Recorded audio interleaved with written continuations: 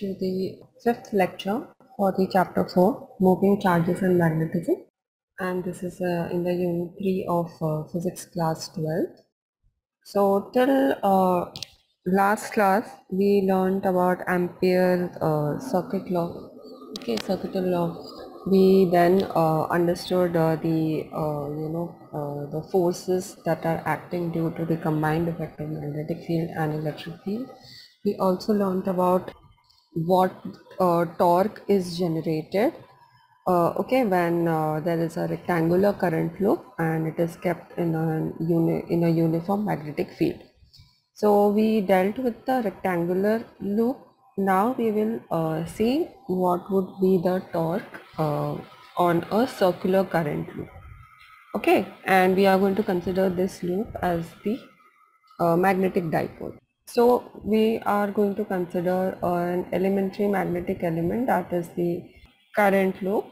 Okay, so we are going to consider a current loop and we will see what the magnetic field at large distances from the current loop because of the current that is flowing through the circular loop. Okay, and we will see that the behavior is similar to how what we have observed in an electric field when we have been considering an electric dipole. Okay, so we had already seen this in the unit 1. So now using our Weizsack's law that we had already seen, we can say that B is equals to Weizsack's law as well as the Ampere circuital law. We are going to use both to understand the torque. So we see that B is equals to mu 0 I r square upon 2 x square plus r square cube root. Okay, this this x square plus r square is under cube root. And the direction, if we take the right hand thumb rule, okay, then we can see that the direction of the magnetic field over here is along the axis of the current loop. Okay, so suppose this is your loop, current loop. Okay, and if your current is say flowing like this. Okay, so magnetic field is going to be in this direction. Okay, so along the axis of the current loop. Now we are going to consider the x as the distance along the axis from the center of the loop. Okay, so say at suppose this point and this length, this distance is x. Okay, now if we consider that x is much larger than the radius of the current loop, okay, then we can remove the r squared term. So what we are left with is the b is equals to mu 0 I r square upon 2x cube. Okay, now we also can say that the area of the loop is going to be pi r square. Okay, so we will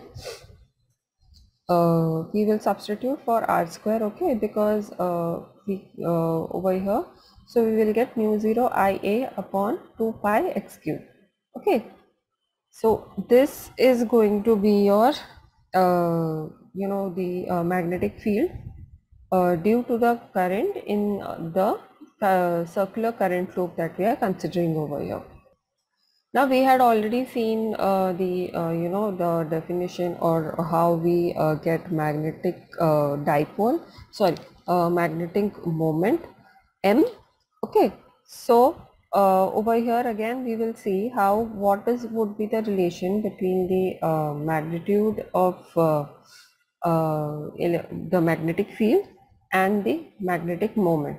Okay, so previously also we had seen that there is a relationship between the torque and magnetic moment and the magnetic field.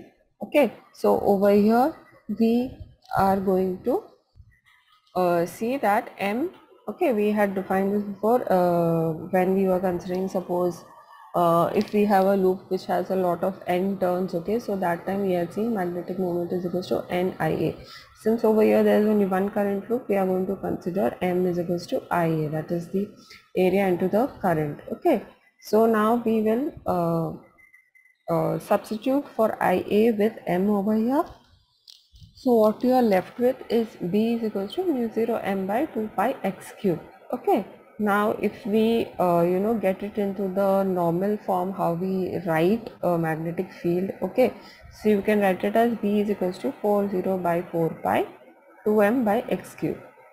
Now you can see that this expression is similar to the expression that we had got in the electric field for a dipole. Okay, so over there also we have seen that the electric field for a magnetic dipole varies with respect to the cube of the distance. Okay, we had seen this in the previous, in the unit 1. Okay, so if we substitute, okay, in terms of all the variables that we use for the electric field, what we will get, like suppose we substitute for mu 0 as 1 by epsilon 0. Okay, we had already seen that mu 0, there is a relation between them. Now we are going to put mu 0 as 1 upon epsilon 0. Okay, and the magnetic moment as the dipole moment, and you are going to put the magnetic field as the electrostatic field. So what you get is E is equals to 2 p E. Okay, p is the electrostatic dipole. Okay, so upon 4 pi epsilon 0 x cube. Okay, this, if you remember, if we write it in the form that we have written, is pi epsilon 0 to e upon x cube.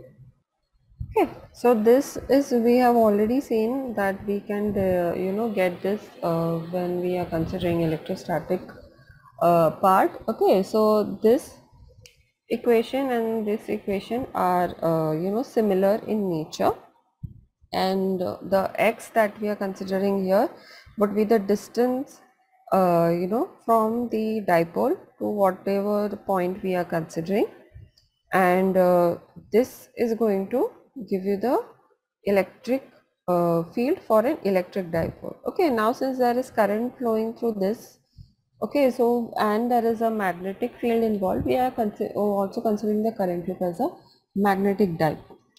Okay, so suppose we consider an electric field, okay, that is a perpendicular bisector of the dipole. We can write it as E is equals to PE upon 4 pi epsilon 0 x cube. Okay, now where we have already said that x is the distance from the dipole to the point that we want to find the field at. Okay, and again we are replacing mu 0 as 1 upon epsilon 0 and p as m. Okay, then we can write, actually this should be like the opposite of it. So mu 0, we are going to actually substitute for 1 upon mu 0, 1 upon epsilon 0 as mu 0. Okay, so we will obtain the result for B. Okay, and then as per these we can write as mu 0 by 4 pi m by x cube. Okay, so you see that since we are considering it like along the axis. Okay, now the results that we get here become exact for a point magnetic pole. Okay, so over here we are going now, like we are considering a planar loop now. Okay, so this is going to tell you like along the axis alone. Okay, if this is your current loop, okay, this is going to give you at any point at a distance x. Okay, it will tell you what would be the magnetic field.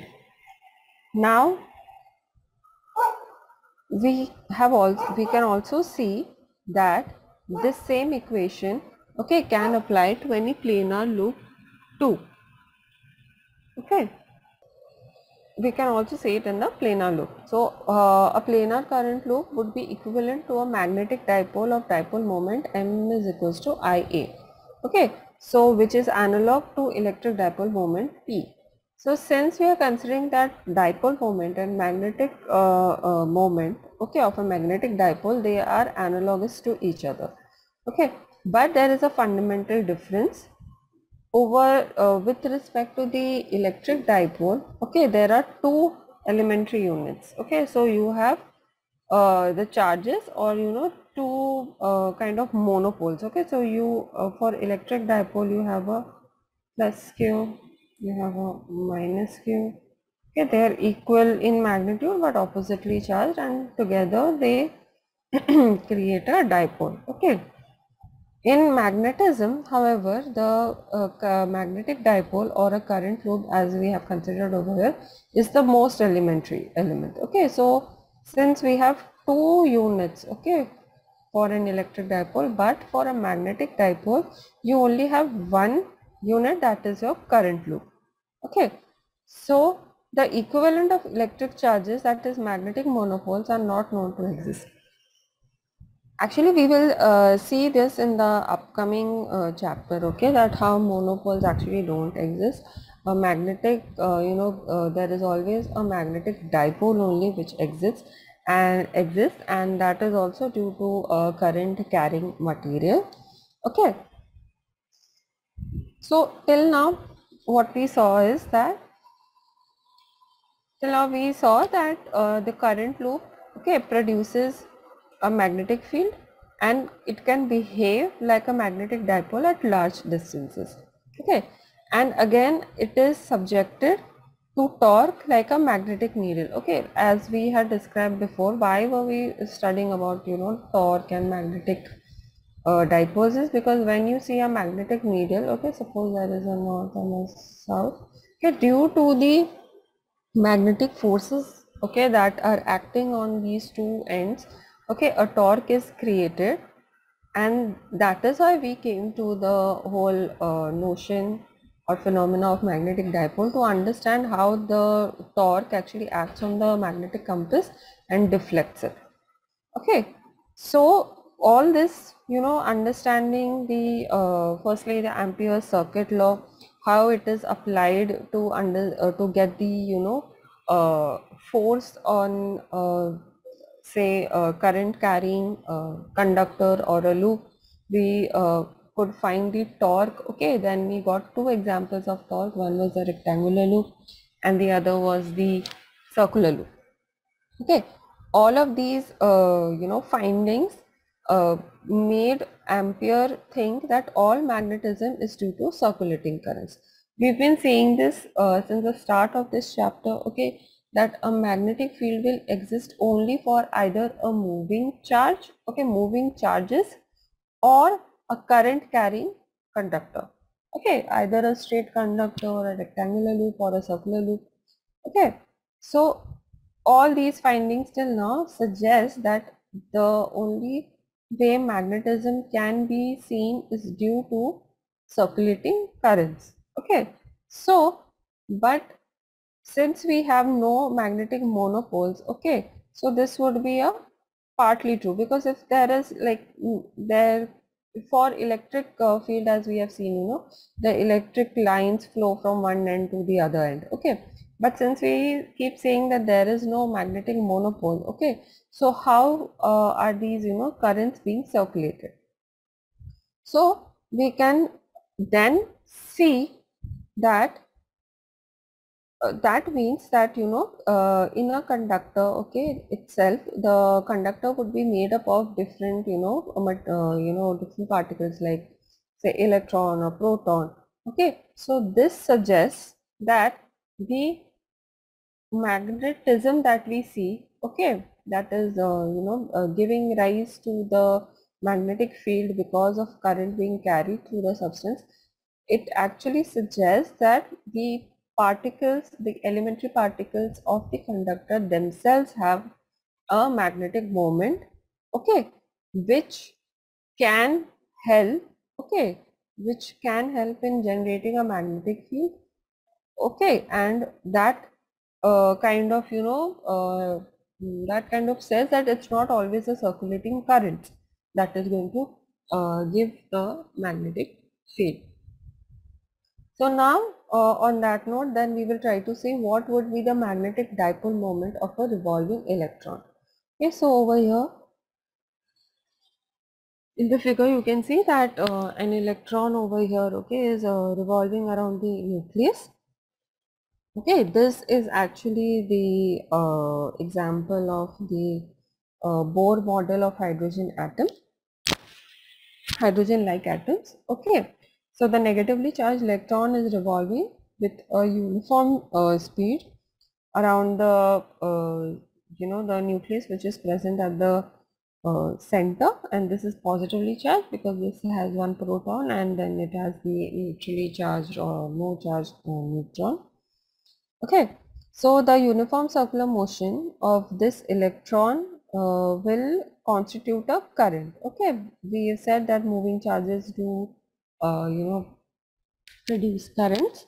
So there is a current that is associated with the uniform circular motion of it, and the direction of the magnetic moment, okay, is into the plane of the paper. Over here you can see uh, the magnetic moment. Okay, over here we are considering the direction of the magnetic moment. Okay, and so it is going inside the paper. Okay, so it is going inside the paper, that is why it is marked as a cross. Okay, so now we are considering the electron. So the electron has the charge of the magnitude of its charge is 1.6 into 10 raised to minus 19 coulombs, and as we have said that it is performing in uniform circular motion. So the current we can give, if you remember in the first first slide of the current electricity, we had defined I is equals to Q by G. So that is the amount of charge that is flowing through a conductor or through an area, okay, per unit time. So similarly over here we can say that the current is going to be the charge of the electron divided by the time period of the revolution. Okay, and r is going to be the orbital radius of the electron, and v is going to be the orbital speed. Okay, so using that we can give it as t is equals to 2 pi r by v. So now if we substitute, okay, for t in the the above equation with respect to the current, okay, we can get it as is equals to ev by 2 pi r. Okay, so there will be a magnetic moment also, which we are denoting it as mu L. Okay, so this is L, and we are seeing that this is associated with the circulating current, and its magnitude is going to be mu1 is equals to 1 pi r square is equals to EVR by 2. Okay, so again we remember that the magnetic moment that we had seen m is equals to I. Okay, so we put I, and pi r square is the area. Then again by substituting by the values of I, we can see that it is IVR by 2.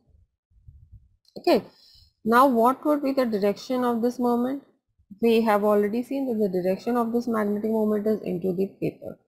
Now multiplying and dividing the right hand side of the this above this equation by the electron mass me. Okay, so we are going to multiply and divide with me. So E by 2 me, and in brackets me v r. Okay, now over here that the L, okay, that is substituting mvr, that is actually the angular momentum. Okay, L is equals to the mevr. Okay, so this is the angular momentum of the electron about the central nucleus. Okay, so this is the orbital angular momentum L. So we substitute that also, and we see that the magnetic moment has a relation with the angular momentum of the electron too. Okay, so over here then we can see, then we are seeing that there's a negative sign associated, okay, with the magnetic moment that we just found. Okay, the negative sign indicates that the angular momentum of the electron is opposite in direction to the magnetic moment. Okay, so angular momentum is in the opposite direction of the magnetic moment. So we have seen that the magnetic moment is, going inside the paper. Okay. So angular moment would be the opposite of it. Okay, so instead of electron with charge minus C, if we consider a particle with charge plus Q, the angular momentum and the magnetic moment would be in the same direction.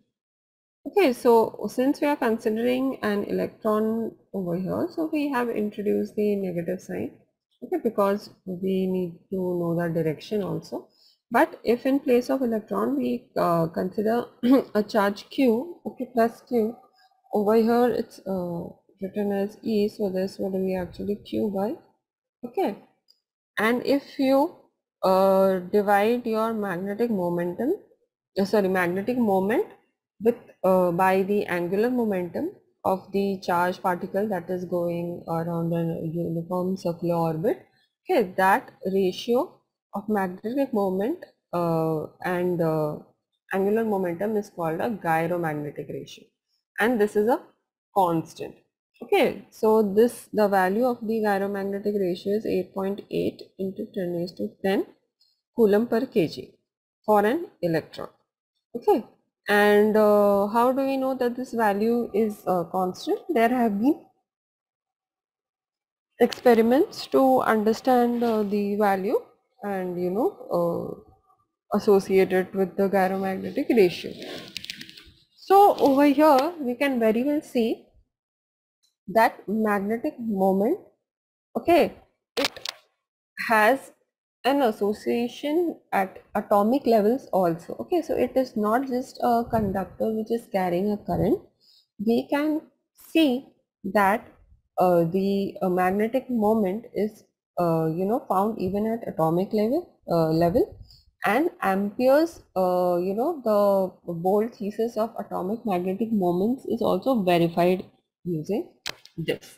Okay, so we can see that the magnetic moment that we get for an electron or a charged particle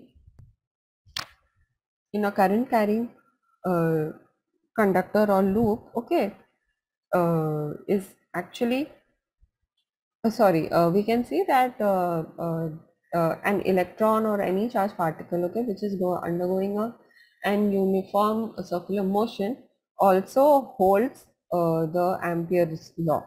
Okay, and thus uh, because of this magnetic moment that is inherent of the atomic particles, we can say that the substances which show magnetic properties, okay, is associated due to this magnetic moment that is present. Okay, so this is what Ampere suggested.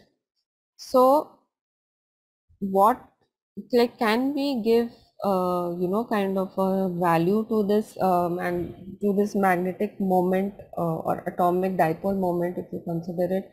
Okay, so that is actually the angular momentum that we already seen.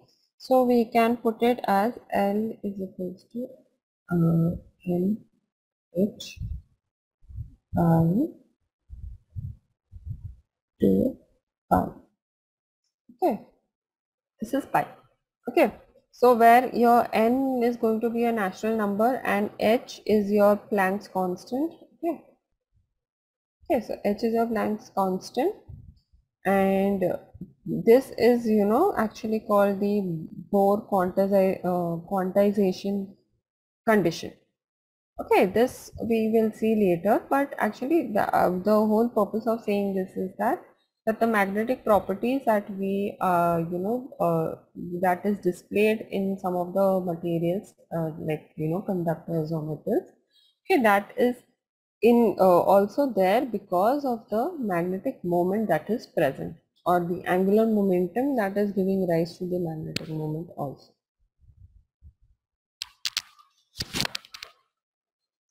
Now in the last, in current electricity, we were learning about different kinds of circuits, okay, that we use.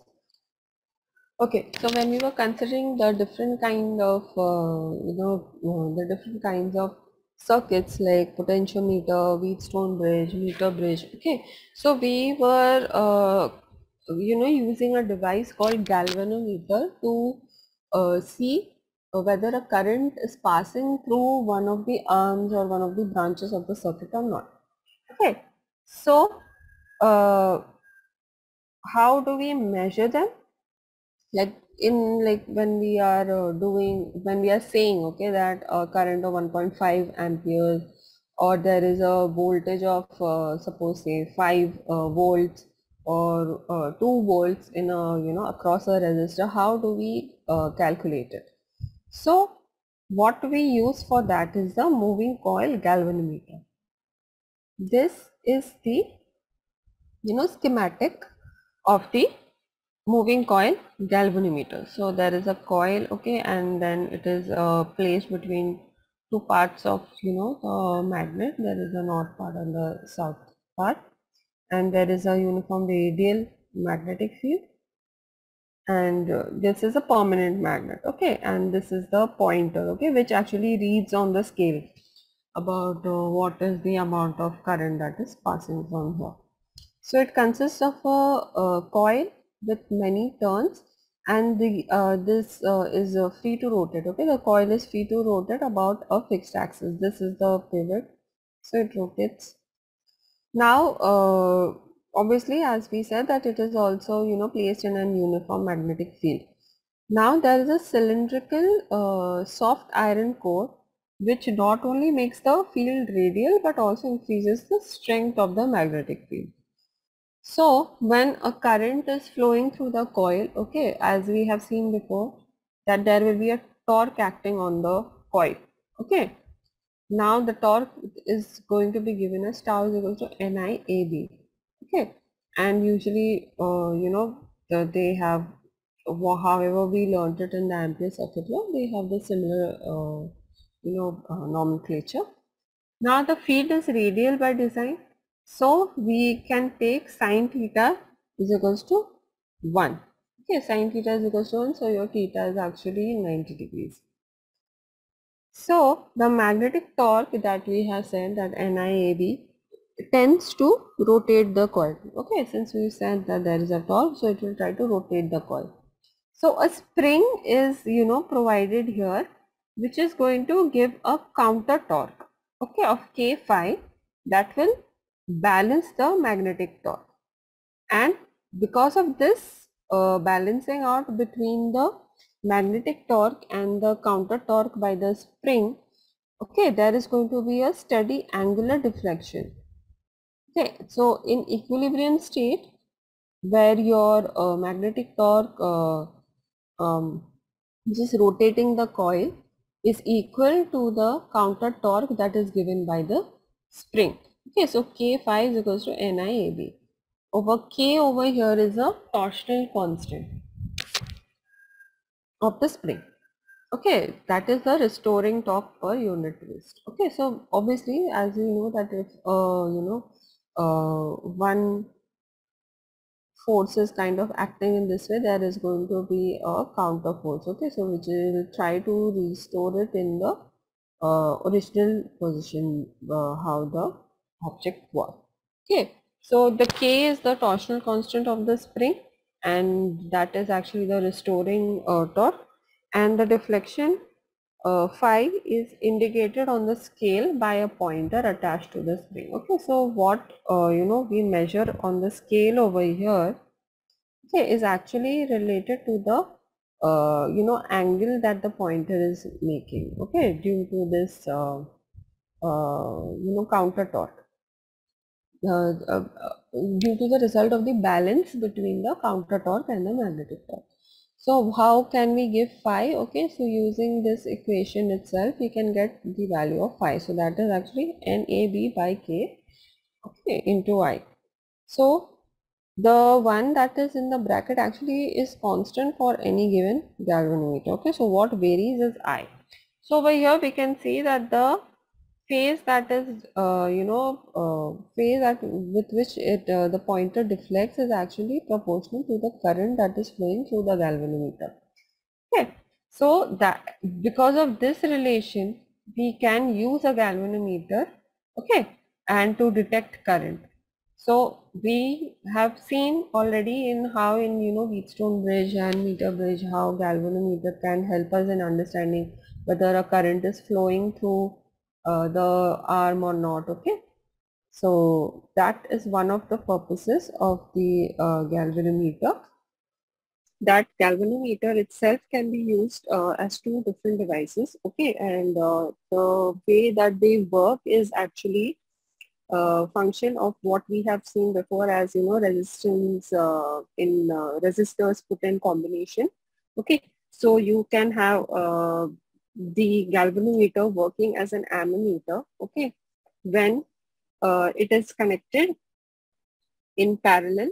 Okay, small resistance. Okay, this is called a shunt resistance. Okay, why do we need a shunt resistance is that since galvanometer itself is a very sensitive instrument. Okay, so as when the current changes, as per the change in the current, it will show full scale deflection. Okay, and also for measuring current, the galvanometer itself has to be connected in series. Okay, with respect to the circuit that we have seen. Okay, and galvanometer itself has a very large resistance. Now, if it is connected in series, as we have seen, in series, the equivalent resistance is actually the sum. Okay, so as and when if there are large resistors put in combination, it is going to give you a larger resistance, the equivalent resistance. Now if your resistance is much larger, then passage of current is going to be difficult. Okay, so to overcome these issues, we will put a smaller resistance that is called the shunt resistance, okay, in parallel with the galvanometer coil. Okay, so this is the entire ammeter setup. Okay, this is the entire ammeter setup. This entire ammeter is connected in series. Okay, when we are trying to measure the current using this ammeter. So you can see that the equivalent resistance, you can be the resistance of the arrangement will be given as Rg Rs divided by, okay, I'll just write it here, Rg Rs upon Rg plus Rs. Okay, so Rs is a shunt resistance and Rg is much larger than the shunt resistance. Okay, now we'll get the equivalent, okay. So this is what we will get. Okay, to read off the value of the current that is passing through this. Okay, so with respect to the equivalent resistance that we get, we can get the deflection on the ammeter scale. Okay, to understand how much current is actually passing through. Now, to reduce the current sensitivity of the galvanometer, okay, due to the the current that is passing, you can write phi by I is equals to NAB by K. Okay, over here you can see that if you increase any of these values, you will get an increased current sensitivity. So usually the only the variable that actually controls this entire thing is the N. Okay, N is the number of turns. Okay, so to increase the sensitivity of the galvanometer, we can increase the number of turns N. Similarly, as we have said, the galvanometer can also be used as voltmeter. Okay, so for it to be used as the voltmeter, it has to be connected in parallel with the circuit. Okay, and it because we are trying to measure the voltage across the circuit, we have to ensure that small amount of current is actually being drawn by the galvanometer, and rest of the current is actually flowing through the other part of the circuit. Okay, so to ensure that, we have to connect a larger resistance Okay, a larger resistance resistor in series with the galvanometer. Okay, so over here, your R equivalent is going to be Rg plus R, where your R is very, very large. Okay, so then what we'll get that the equivalent resistance is actually going to be very high and very small amount of current can pass through. Okay, now again, the scale of the voltmeter can be calibrated in a way that you can get the voltage value, okay, of the circuit. So you can also find the voltage sensitivity of a galvanometer similarly as we found for the, um, as we found for the ammeter. Okay, so you divide this area by V, and also sorry, the left hand side with V, and then you divide the right hand side by V. Okay, so what you are left is I by V will give you I by R. Okay, so this is how you can get the voltage sensitivity. So if you increase the current, if you increase the current sensitivity, it does not necessarily, just translate to the fact that even the voltage sensitivity will be increased. We can, deduce this by say that we increase the number of turns, like we double it. Okay. So then the current sensitivity will be, the new current sensitivity will be twice the current sensitivity of when we were using only n number of turns. Okay. Now we can say that the current sensitivity doubles. But if the resistance of galvanometer will then also increase. Okay. If we increase the number of turns, then your resistance of the galvanometer itself will change, because again we know that that R is proportional to L. Okay, so L will increase if we increase N over here. Okay, so then your resistance will also increase. So if your resistance increases, okay, we saw that the phi by V is, is also a function of the resistance. Okay, if resistance increases, then obviously your voltage sensitivity will also, will actually decrease in that sense. So if you have N is equals to 2N and then your R becomes 2R, okay, so the voltage sensitivity will be actually, it will remain the same. Okay, so this will not change over here. Okay, so this would become, because over here you will have 2N. Okay, if we write phi by V. So if we use 2N, okay, so as we know, phi by V is equals to 2N A D I K. Okay, so if we have increased the number of turns, we have increased the resistance also by that many, that much amount. So your 2 and 2 gets cancelled. Then your new phi V remains the same. Okay, so if this is the same. So your voltage sensitivity does not vary with respect to the increasing of your number of turns of the galvanometer coil. Okay, so we to convert galvanometer into ammeter will be different than converting it into a voltmeter. This is the reason. Okay, because current sensitivity differs, as well as while the voltage sensitivity does not change. Okay, so with this we finish the fourth chapter.